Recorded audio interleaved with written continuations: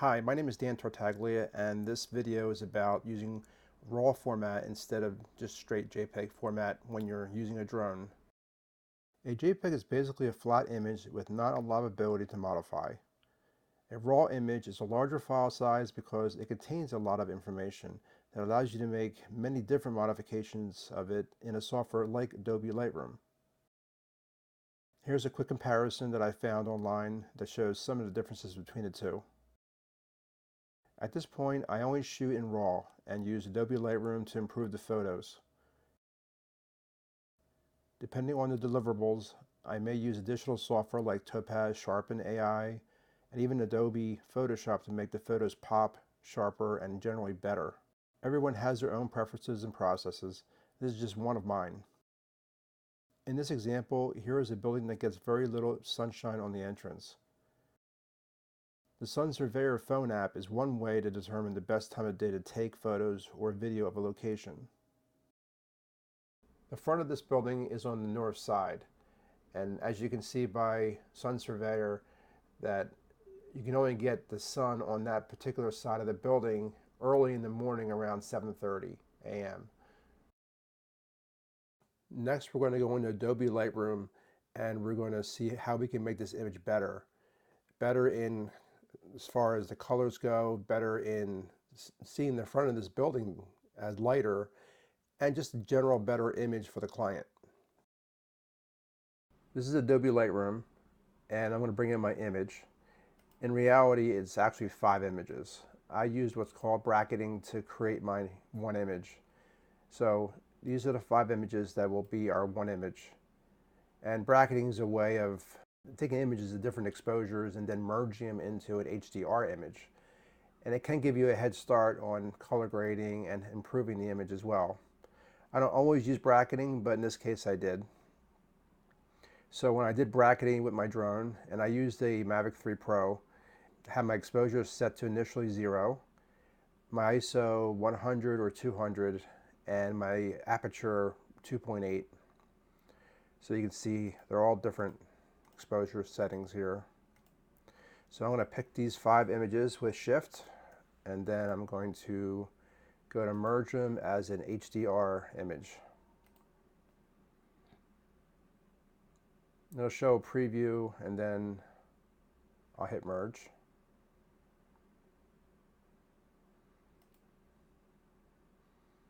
And then you'll see it can become one image in a second. Some of my Lightroom is cut off. So that's the one image that was created from the 5 images. And it's still very dark, as you can see. It's not as light as I would like it to be. And you can see all the information right here that's in these images. They're merged together, and all the settings that are here in Lightroom. And we'll go over which ones I typically use and ones that I will use definitely for this particular image. This is Lightroom, and this is how I typically color grade. And everybody's different, and I'm not an expert at Lightroom. My experience with Lightroom is really hands-on experience, just what I like. So I can see here all the information in these images right here. And let me get rid of that with Control O for now. And these are all the settings that you can use to change how this image is going to show up. And there are a lot of settings, and we'll go through some of the typical ones I use and some of the ones I'm using for this in one image because it is a dark image. So exposure is one I typically always change initially, but you got to be careful with the sky because it is kind of light because the sun is behind it and it's early in the morning. I may replace the sky in Photoshop in the end, to be honest, and I probably will. So I'm going to start off with, say, 0.5, just to lighten it up a little bit. And you can always go back to see kind of what it looked like before. So as you click on that button there, 0.5, I may change it to 0.75 for now. Okay, contrast, you have to be a little careful with because as you can see, you can do a lot of things with contrast. I'm going to hit Control Z to put it back to 0, and now I'll put my contrast to, let's say, 10. Actually, we'll give it 5 because it's so dark. Shadows can really help with a dark image. I don't normally use shadows for all my images, but for dark images, as you can see, it can really help. Too much sometimes, but you have to be careful with how you use any of these different settings. So I'm going to start off with, I kind of keep it 5, 10, 15, 20, 25, that kind of thing. So let's go with 25 for this one here and see how it looks. And again, I'm trying not to lose too much detail of the image, but trying to lighten it up. So I'm going to check with this button here just to see what's going on. I'm going to actually make you 50 instead of 25. Let's see how that shows. That's a little bit better.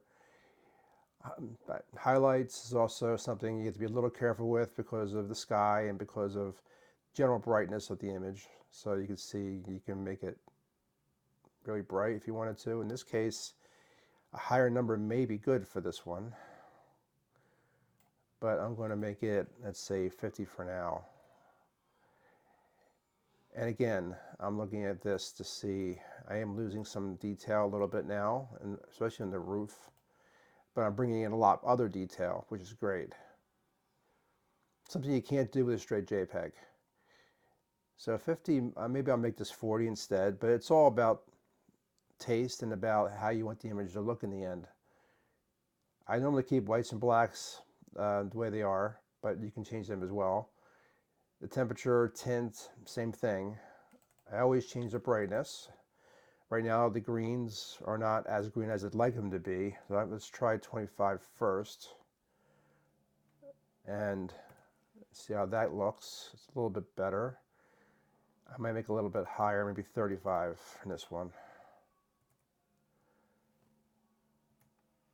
Okay. And you can also click in and zoom in and see what's going on here, or you can just zoom in if you want to. Sorry. Sometimes zoom can act weird on my computer. But anyway. So that's so far so good. You can see how it was before as an original image, and you can see now it's a little bit better. It can be better. Actually, I might bump this up to 45 just to see what it looks like real quick. Okay. I'm probably going to replace the sky because it's kind of light. I normally don't change saturation. I normally don't change the color mixing or color grading in this respect.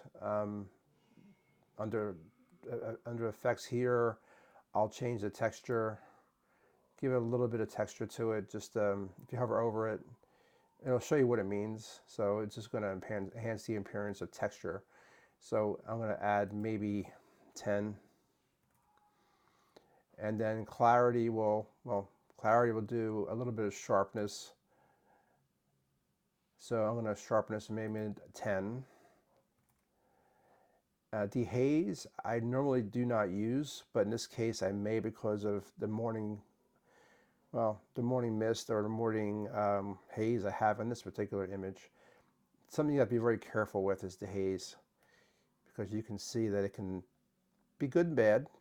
It can really make your image very different. Let me undo that real quick. Dehaze, I might just make you 5 just to get rid of some of that background haze. I actually might make you 10 for that reason. I wouldn't normally, again, use dehaze on an image unless I needed to. I normally don't use vignette here for outside shooting, but you can. A lot of ways you can change this image. They're the settings I normally change. There's other changes down here as well. When you create an HDR image, it automatically tries to sharpen it, so you could have it sharpened here as well. And change some of this information too. For me, there's they're the settings I normally change for my images. So right now, if I look at the differences here and here, they're very much different. Still not perfect though. I may make some more quick changes here. Exposure is not going to change much here in the front where I want it to be lighter, so I'm going to actually adjust my shadows a little bit more. Maybe try 75 here, And I may look at the blacks and whites just to see how that helps. So if I look at that, you can see that you can make that better. I'll just make it 10. Not a setting I normally change, but in this case, it does probably make sense for me. So you can see the sky is now whiter, and so is a lot of other things here. It's a lot whiter. So that's about as light as I'm probably going to try to make it because of, well, I don't want to make it too overexposed. Keep some of the detail. And that's it for Lightroom. So for Lightroom, that's probably how I'm going to keep this particular image right here. Next up, I'm going to export this image out to a JPEG to bring into Photoshop. If you export it from here, it may not save all the changes you made. If you export it from the image itself, it should. Let's just make sure I'm right about that. So let's go here and go to export one photo. And we should see a preview of what it's going to look like. And export it.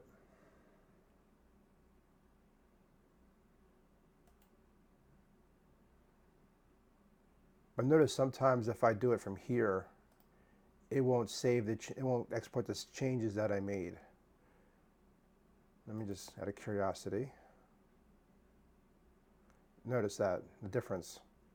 So do it from the actual changed image rather than the image that's in the bucket here. So I'm going to close Lightroom, and I'm going to bring this into Photoshop. And I'll drag drop it in. I have two in here, but this is the one that I want to have here. This is the darker one. So let me drag this one in here. I want to keep the embedded profile that I was using in Lightroom. And then I'm going to do Control 0 to maximize it. And I'm just going to change the sky out in this case. I'm not going to do anything else in Photoshop. So I'm just going to go to Edit. And I'm just going to go down to Sky Replacement. And we're just going to do a simple sky replacement because there's no clouds in the sky. I could add clouds if I wanted to, but in this case, well, there are no clouds, so I'm just going to make it just a little bit brighter. Maybe make it 50. Maybe make this a little bit, actually more, 75. It's a little too dark for my taste. Temperature, I could make it a little bit bluish, and I could also make this a little bit higher if I wanted to, just to make it a little bit less. Okay, it's good. I could fade the edges a little bit more. Let me see. So I go all the way down compared to all the way up. You can see how it changes it. So I'll just make it 75. All preference. And the brightness, we'll just keep it even, so the 90, just to my own, keeping things the way that, keeping things even. Temperature -40. The reason why I like doing that is because if I have multiple images, I may want to use the same settings for the sky, depending on what I'm doing. So that's that. I'll hit OK here. And for me, that looks good. Okay, so that's all I wanted to do in Photoshop. So let's export this out to another JPEG, or in the same JPEG. I'll just set this to high for quality, and we'll export it out, and we'll close. Next, I'm going to show you Topaz Sharpen AI, and I don't always use it, but it depends on the client and the image, and just how much more I may want to make it sharpened, because a drone is a flying camera. So it can be not quite as sharp as you may want it to be. So I'm just going to sharpen it a little bit. So let's go into Sharpen AI real quick. So I'm going to drag drop that image.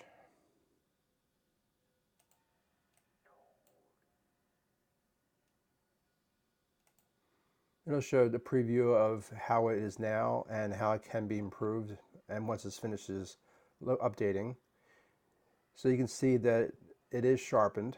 If I can zoom in closer too if I wanted to see more detail. Once it updates, it kind of also gets rid of some noise. So it can do a couple of different things for you. And it's not necessary, but you know what? I like to have the image as best as possible, especially when it's dark like this. You can see the glass is better here. Anyway, so I can make these changes here, but I typically just keep it on the recommended AI defaults. And I'll just save this image out. And it's great because you can batch process in the software. I'm doing one image right now, but I could be doing 50 images. And you can see that it considers it blurry, very blurry, even though I wouldn't consider it very blurry. But again, it's a flying camera, so it can be a little bit blurry for that reason with motion blur. So let me just save this out. So it's finished. I'll just close it. And now we have another image that's in here called Sharpen AI Motion. So here's the new image right here. Now it's this image compared to this image. Here's both images side by side, the original and the one I just modified. And you can see there's a big difference between seeing detail, the brightness of the front of the building, and color, and just a general quality image is better for the client. In this fast example here, I have 3 images of a bridge in Dublin, Ohio called the Dublin Link. It's a pedestrian bridge that's the only single tower S-shaped suspension bridge in the world. And as you can see, it's not quite bright. And when I shoot in RAW with single images, I normally use an exposure of -7 so that I have more information to change, that I can change. If you set it to 0, then it could be brighter, but you have less ways of making things the way you want to make them. So it all depends on your preference again. So I'm going to just try changing my exposure here. And one thing about exposure and also about highlights, it can affect the sky greatly. And as you can see, my sky is not the greatest right here. It's kind of dark in some of these pictures and a lot of clouds. So I don't want to lose them. And I didn't want to replace them in Photoshop this time. I could say 0.25 and see what that looks like compared to what it was. It's not 2.25 is not too bad, but still I'm losing some of the sky. I'll say 0.2 for now. And contrast, maybe I'll make it 5. And shadows, I'm going to pump the shadows up fairly high this time because I want to get some more lightness in this. So I could bring it up to 75 or 65 if that's too bright. Even 65 seems a little bright. How about 60? And then I'll go down to vibrance, and let's just try 50 for the heck of it. Wow, that's pretty bright. Doesn't look bad actually, but it's pretty bright. Maybe 45. Again, it's all about preference. We'll keep it at 45. And we'll go down. I always set my textures to 10. I always set my clarity. In this case, there's no reason to have a dehaze. In reality, that's all I need for this one. I could make it more vibrant if I wanted to. It all depends on your preference. And from here, if I look at these other images here, they're very similar in exposure. You can copy, if I do Control-C from this image, you can copy these settings that you change. And I can paste them here with Control-V. So that's how that one looks now. And that one I may change. Let's see. Sky looks pretty good. I could possibly make it lighter. 0.3. And maybe the vibrance is down to 40, because it looks kind of, actually 45 was probably better.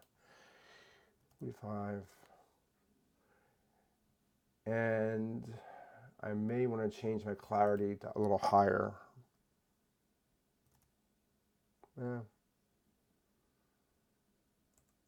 Maybe 15. So that's how that looks. That's how that changes. And I'm going to copy paste these settings. Control C, Control V to there. And this one here, I probably won't change anything. And that's it. And then I'm going to export them out. I could bring them back into Topaz Sharpen AI, but it's up to you. It's up to me if I want to do that or not. But in this case, I'm not going to do that.